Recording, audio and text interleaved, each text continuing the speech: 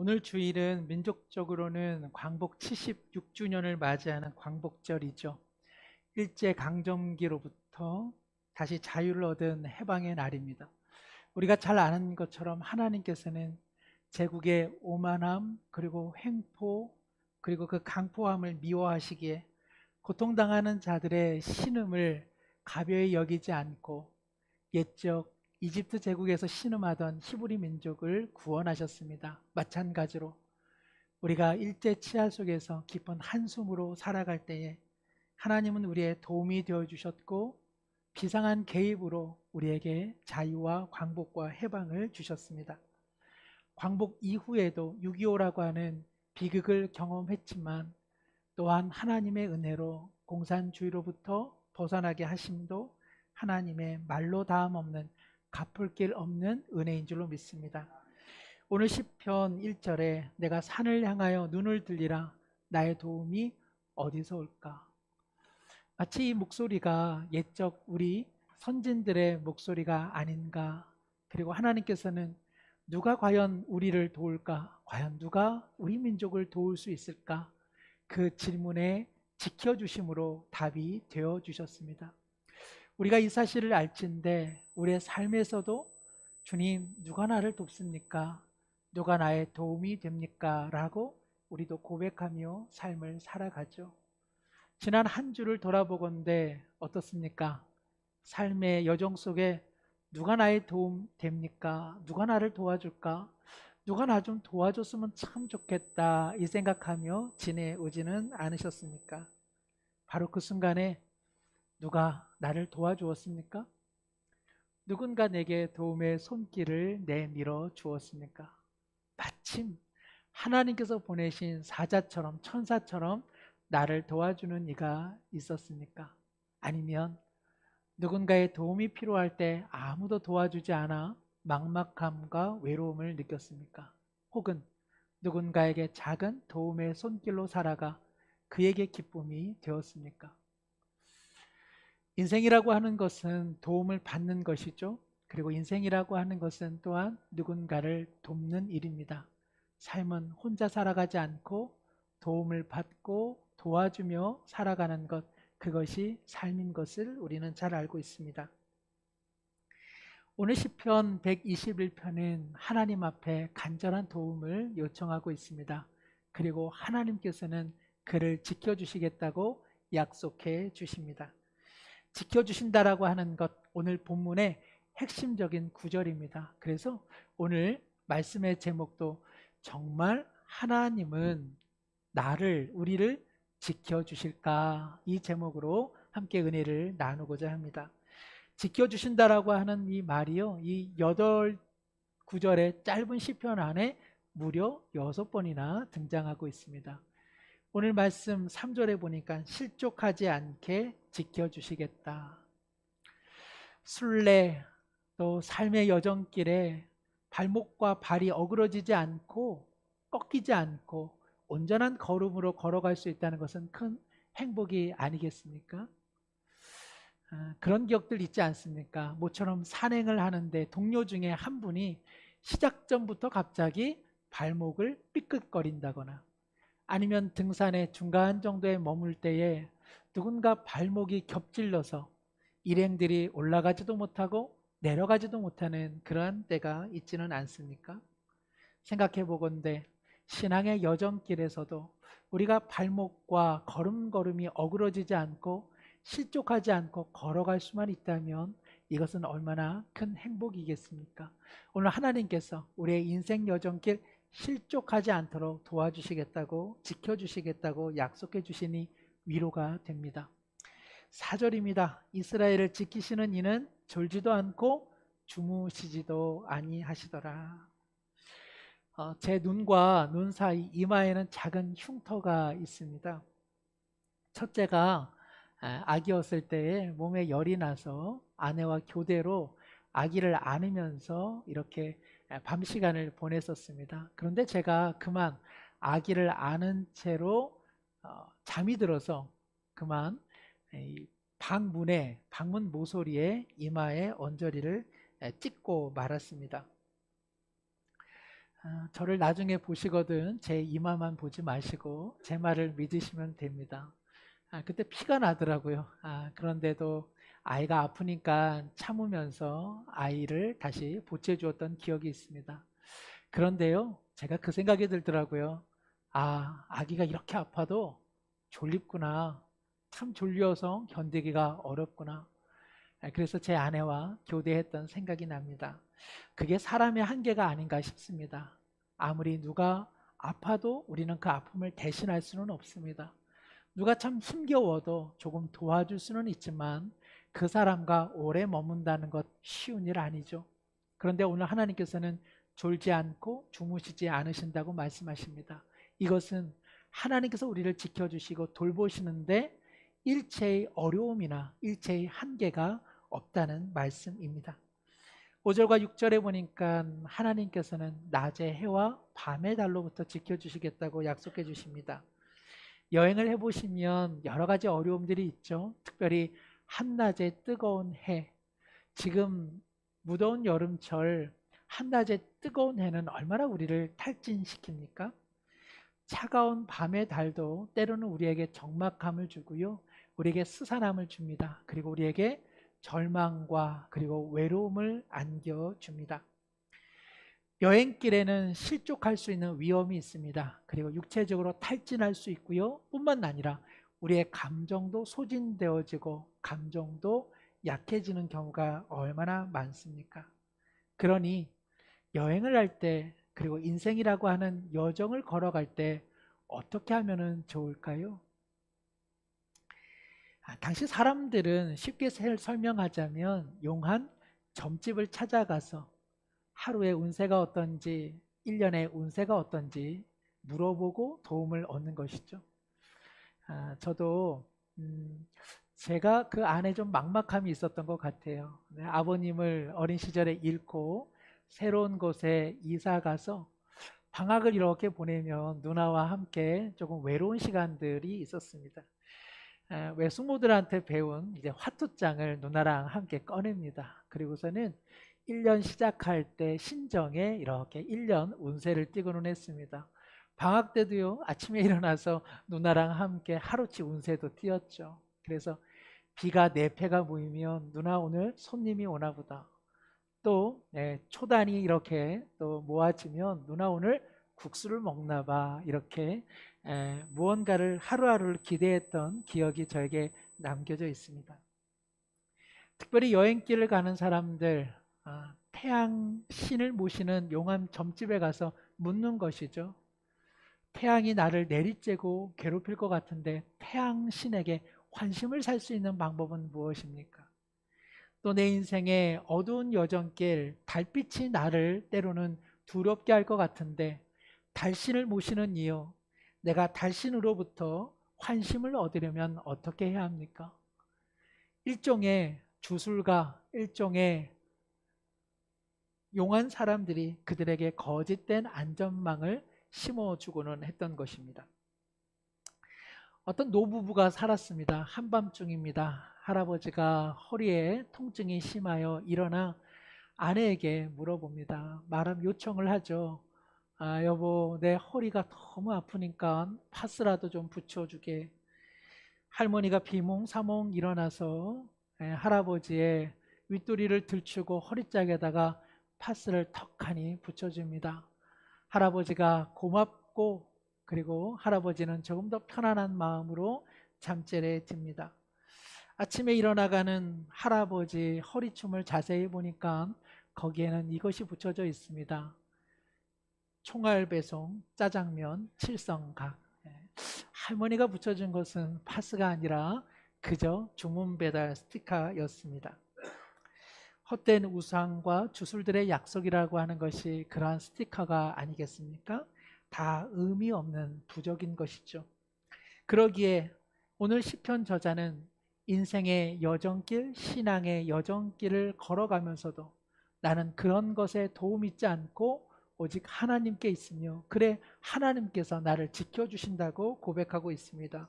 7절에 여호와께서 너를 지켜 모든 환난을 면하게 하시고 또 내 영혼을 지키시리로다. 여호와께서 너의 출입을 지금부터 언제까지요? 영원까지 지키시리로다. 참 이 시는 매력이 있습니다. 그래서 저도 좋아하고 우리 성도님들도 좋아하고 아마 우리 많은 사람들이 시편에서 아니요 구약 전편에서 이 시를 얼마나 좋아합니까? 지켜주시는 하나님, 우리의 도움 되어 주시는 하나님 얼마나 좋은 분입니까? 그런데요 살아가다 보면 하나님께서 정말 나를 지켜주시는가? 정말 하나님은 지켜주시는 분인가 하는 의문을 조심스레 던질 때가 있죠. 어떻습니까? 인생 여정길 하나님께서 완벽하게 지켜주신 것 같습니까? 우리 하나님은 지켜주심 관련해서 100점의 하나님이라고 하나님께 채점표를 올려드릴 수 있습니까? 모든 삶의 환난으로부터 모든 아픔과 고통으로부터 과연 하나님께서는 우리를 면제해 주셨습니까? 마음에 소망하고 최선을 다해 노력했던 일들 다 하나님께서 지켜주셨습니까? 오랫동안 간절히 기도했는데 기도한 것들 다 하나님께서 응답해 주셨습니까? 하나님께서는 우리 인생 걸음 실족하지 않게 해주신다고 약속하셨는데 주변에 보니까 실족해서 주님께로 돌아오지 못하는 사람들도 적잖이 있지는 않습니까? 육체적으로 심히 탈진했던 일이 있지는 않습니까? 그래서 중요한 일을 어그러뜨린 일이 있지는 않습니까? 육체적으로 현대의학으로는 고칠 수 없는 질병을 안고 살아가고 계시지는 않습니까? 지난 시절 어려운 인생살이 속에서도 꼬박꼬박 모아두었던 귀하고 복된 물질들을 어느 한순간 잃어버린 일이 있지는 않습니까? 사기를 당한 일, 누군가 나를 아무 까닭 없이 무시하고 폭행하고 가해한 일이 있지는 않습니까?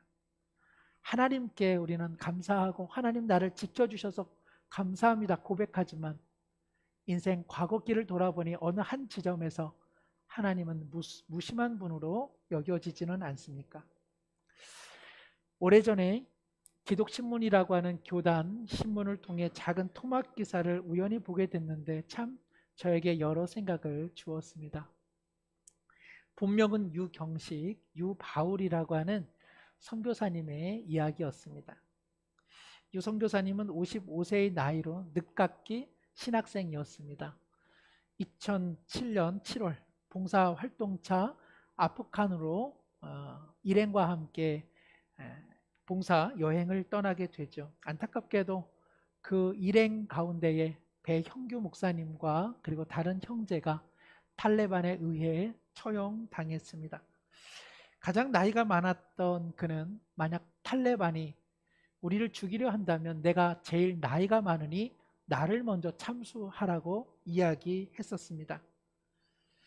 어렵사리 생존한 그는 그리스 지역에 아프간 주민들이 있다는 소식, 난민들이 있다는 소식을 듣고 이후 그리스 아테네에서 본격적인 난민 협조 사역을 진행하게 됩니다. 그리고 2015년 7월 19일 그리스 아테네의 아프간 난민 사역지에 아가페 센터를 완공하여서 보다 적극적으로 그들을 도울 수 있게 되었습니다. 그때가요 8년 전 피랍된 날이었으니까 하나님의 은혜가 있었던 것이죠. 그런데 2017년 12월 6일에 한 달여간 잠시 고국을 방문하게 되었습니다. 이 일 저희를 보시다가 횡단보도를 건너는 중 달려오는 버스에 의해 교통사고로 하나님의 부름을 받았습니다. 아프간의 피랍 상황에서 하나님께서 지켜주셨고 그리고 저의 인생을 하나님께서는 그리스 아테네 지역의 아프간 난민을 위해 귀하게 사용하셨는데 어느 날 하나님께서는 그를 데리고 가셨습니다.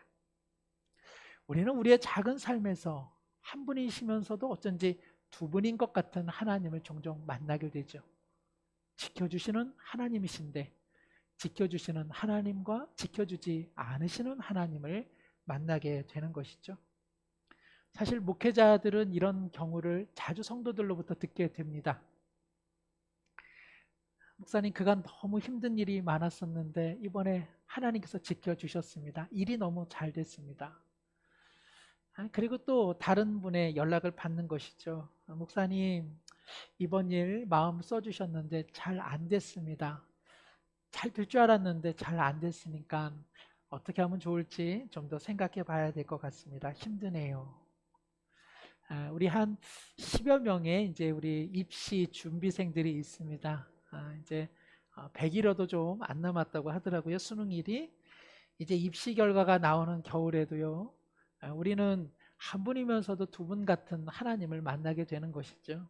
어떤 분은 저에게 전화를 하시겠죠. 기도해 주셔서 감사합니다. 우리 애가 원하던 대학교, 원하던 과에 잘 입학했습니다. 그런데 또한 이런 전화를 받게 되겠죠. 목사님, 정말 열심히 했는데 이번에 잘 되지 않았습니다.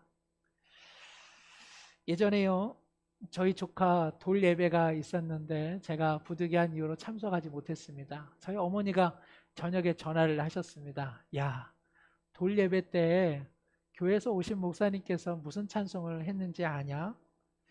찬송가가 645개나 되니까 제가 그것을 어떻게 알겠습니까? 어머니, 무슨 찬송을 하셨는데요? 480장 천국에서 만나보자, 그 찬송을 했다. 천국에서 만나보자, 그날 아침 거기서 순례자여 예비하라, 늦어지지 않도록 만나보자, 만나보자, 저기 배는 저 천국 문에서 그날 아침 그 문에서 만나자. 생후 1년 된 아이를 천국문에서 다시 만나자고 하는 우리 부목사님의 그 열정이 감사하면서도 왜 이 찬송을 했을까? 그래 제가 어머니에게, 어머니 480장에서 감사해요. 479장은요 괴로운 인생길 가는 몸이 평안히 쉴 곳 아주 없네. 걱정과 고생이 어디는 없으리 돌아갈 내 고향 하늘나라. 그거 하지 않은 것도 감사하네요 라고 말씀을 드렸습니다. 나중에 알게 된 건데요, 그 목사님께서 직전에 갑자기 장례 예배가 있어서 그 찬송을 드린 후에 어찌 펼치다 보니까 그 찬송을 드린 것이더라고요. 인생에는 죽음과 탄생이 함께 공존합니다. 슬픔과 기쁨, 비보와 경축의 소리가 함께 머물러 있습니다.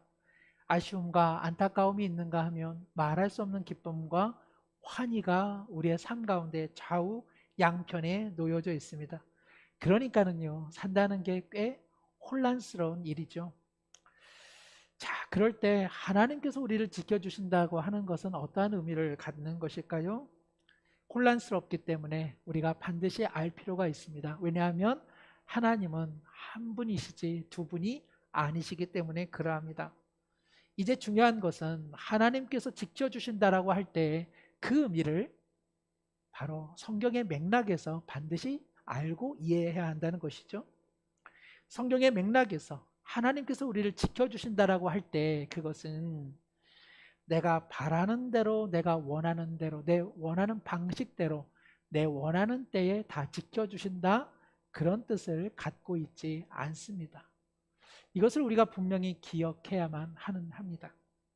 예수님을 믿으면, 예수님을 믿는 순간 내 하는 일이 다 잘 되고, 내가 오랫동안 기도만 하면 내 원하는 것 다 잘 된다, 하나님 다 지켜주신다.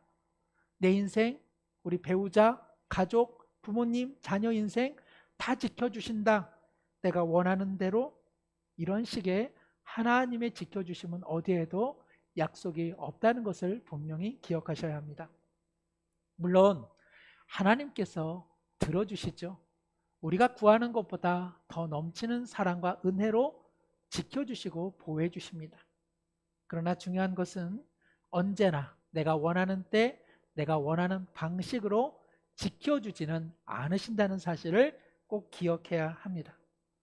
하나님은 모든 것을 하실 수 있습니다. 그러나 하나님은 모든 것을 절대로 하시는 분은 아니라는 사실입니다. 만약 하나님께서 내 뜻과 내 방식대로 지켜주셔야 한다라고 생각한다면 이러한 신앙은 사실은 기독교 신앙에는 자리 잡기가 어렵습니다. 어떤 면에서 그러한 신앙은 지금까지 대단히 잘못된 신앙생활, 또 엉뚱한 신앙생활을 해왔다 해도 결코 과언은 아닐 것입니다. 우리 모두는 종교를 통해 기분 좋은 경험을 얻기를 원하죠. 그러기에 하나님께서 나를 지켜주신다면 내가 살아가는 삶에 다 형통이요, 행복이요, 즐거운 경험, 그리고 좋은 결과만 일어나야 한다라고 하는 생각을 은연중에 갖습니다.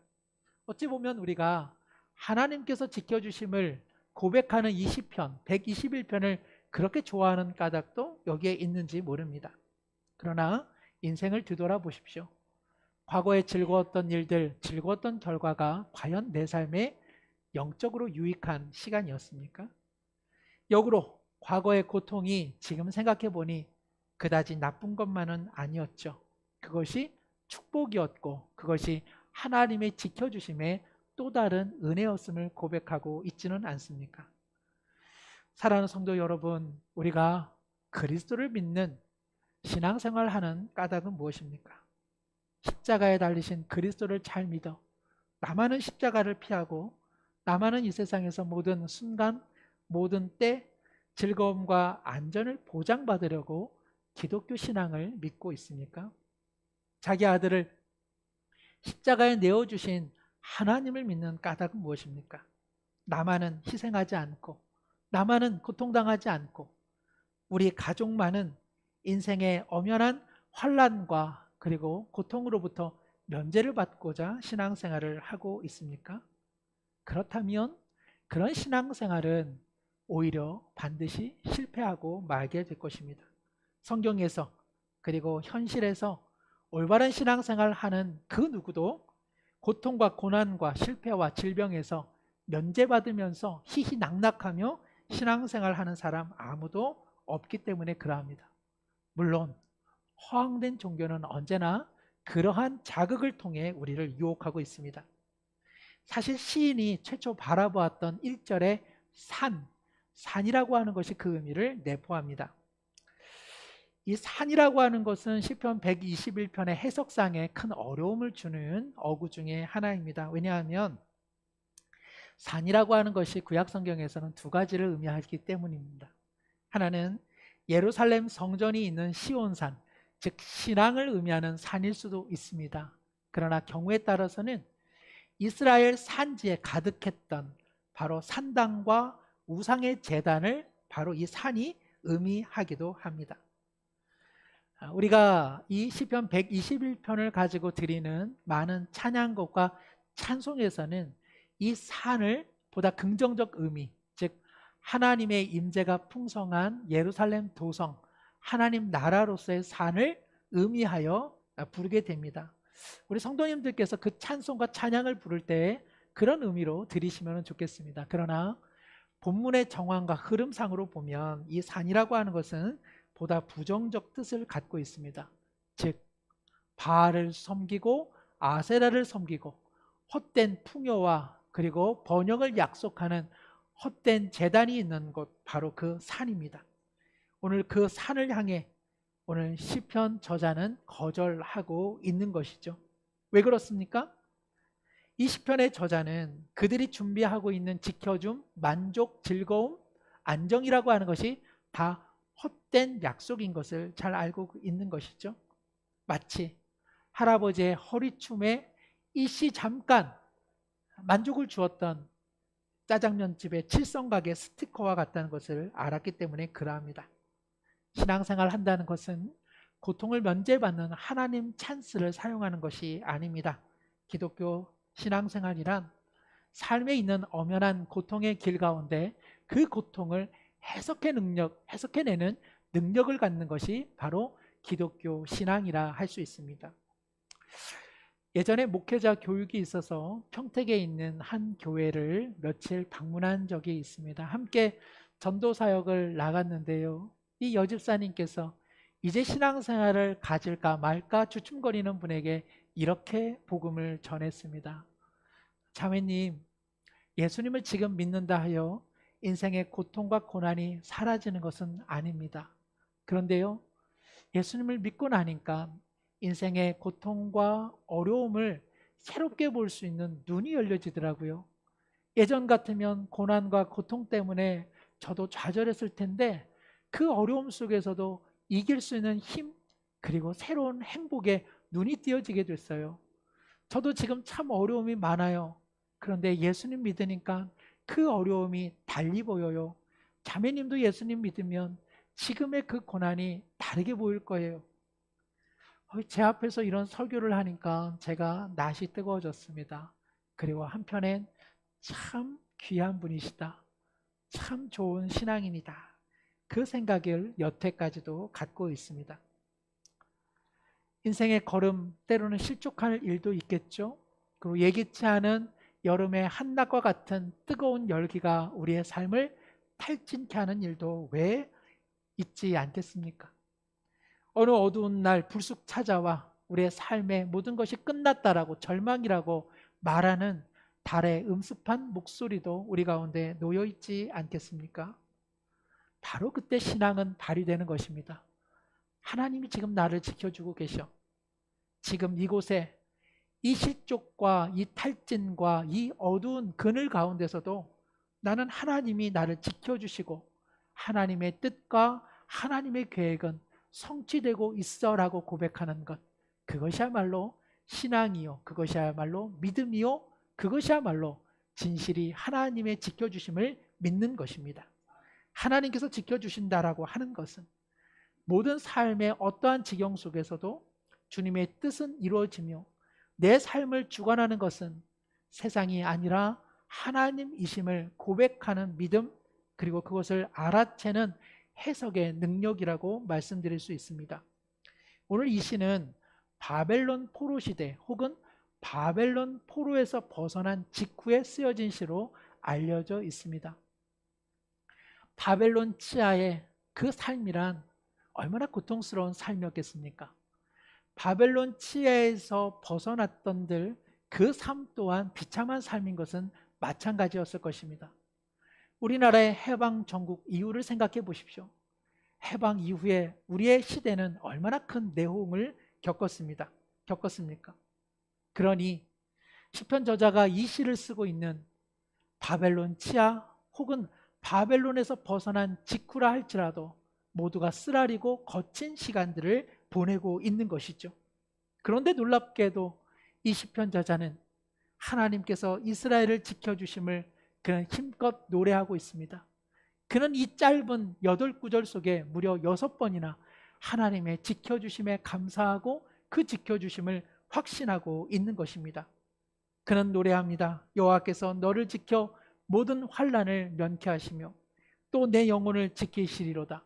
여호와께서 너의 출입을 지금부터 영원까지 지키시리로다. 어떻게 이러한 고백이 나올 수 있습니까? 그가 실로 지금 무엇인가 지켜줌을 경험하고 있기 때문에 그러합니까? 그렇지 않습니다. 그는 참담한 쓰라린 현실을 살아가고 있습니다.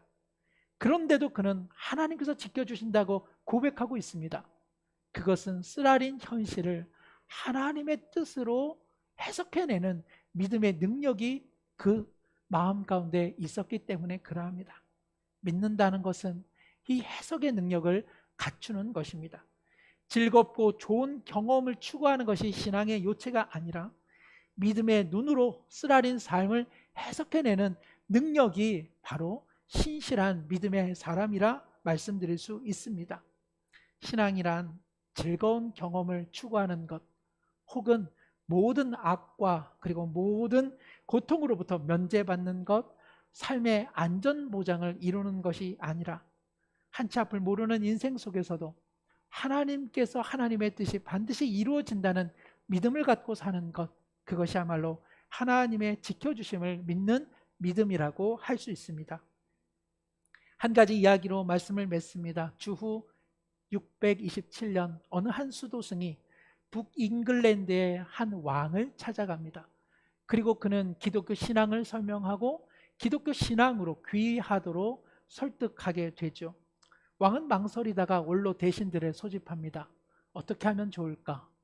그때 한 원로가 이와 같은 이야기를 합니다. 폐하, 그때를 기억하십니까? 매우 추운 겨울날이었습니다. 당신께서는 신실한 영주들과 성주들과 함께 식탁을 마련하여 좋은 시간을 가졌었죠. 벽난로의 불은 따스했고 왕궁에는 환한 빛으로 덮어져 있었습니다. 밖에는 매서운 겨울바람이 몰아치고 있었을 즈음 한 작은 새가 왕궁의 복도로 들어왔습니다. 그 작은 새는 한쪽 문으로 들어왔다가 다시 다른 쪽 문으로 나가고 말았었죠. 복도에 있는 동안 그러나 그 작은 새는 잠시라도 추위를 잊을 수 있었습니다. 그리고 복도 안에 스며든 따뜻한 온기를 누릴 수 있었습니다. 하지만 그 새는 다시 길고 긴 겨울의 북쪽 폭풍 속으로 들어갔습니다.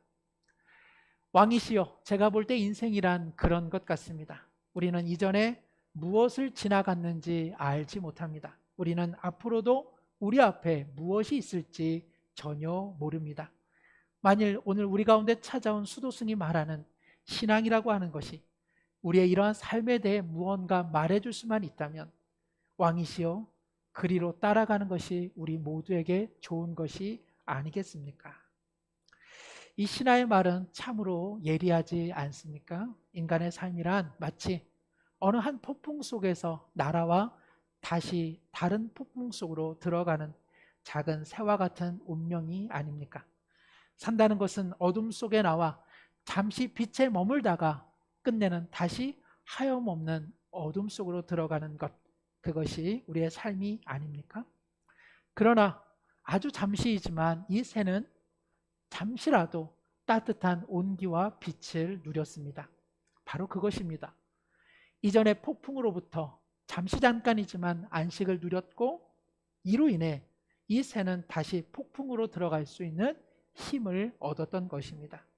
우리에게는 이 힘이 필요합니다. 우리가 예배를 드리고 말씀을 듣고 하나님의 지켜주심, 하나님의 도움되심을 묵상하고 그리고 우리 심령 가운데 각인해야 될 이유는 무엇입니까? 한 주의 삶에 대한 하나님의 빛을 얻고 살아가야 할 인생에 대한 조망을 얻기 때문 아닙니까?